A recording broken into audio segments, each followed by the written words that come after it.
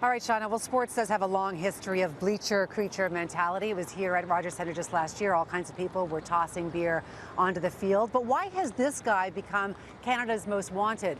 And did Toronto police unwittingly feed into this social media and media frenzy and witch hunt? You had a lot of people looking for a person. You had social media, you had people on YouTube sort of going through the forensic tape like they were CSI investigators. And you had an environment which was effectively dangerous for this person. And, you know, the police have a mission, you know, it is to serve and to protect. For them to do that to a suspect, I think lets us all down. Maclean's magazine digital editor Adrian Lee says Toronto police should not have fed the social media frenzy by tweeting out that picture of the suspected beer tosser as though he was a serious criminal. I don't want to be relativist about crimes, but at the same time, this person is unlikely to reoffend. This person did a very, very, very stupid thing.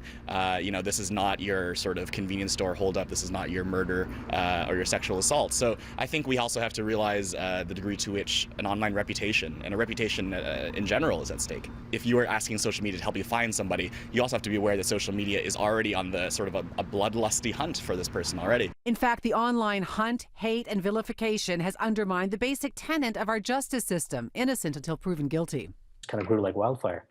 And this poor person has, I mean, don't get me wrong, I think it's foolish what he did, but you know, it would be great if we lived in a society where we didn't get crucified without having the proper rule of law, so to speak, as opposed to rule of man, which is what I'm seeing online.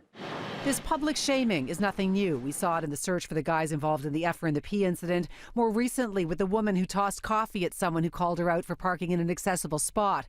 A story that generated so much hate and obscenity that the person who recorded the video ended up taking it offline. We have so many examples where that has happened, where someone has been accused of something, and on social media you have all sorts of conversations and it gets really dirty, and the conclusion has already been made even before the individuals had a court appearance. Sometimes the court appearance shows that the person was not guilty, and yet that name has been dragged through the mud. Also dragged through the mud by the cyber surfing detectives, the unidentified people in the stand whose reputations have also been called into question. That woman right there is the one that threw it. At least two other people were you know, pointed out by people online as potentially being the person. Their one crime was sitting near a person who threw a can. At the very least, this so-called Beergate serves as yet another reminder of this. We have to expect that in this day and age, everything we say and do is going to be recorded, going to be screen capped, going to be shared, no matter where you are. So if you do something foolish, it's going to be recorded. It's part of our culture now.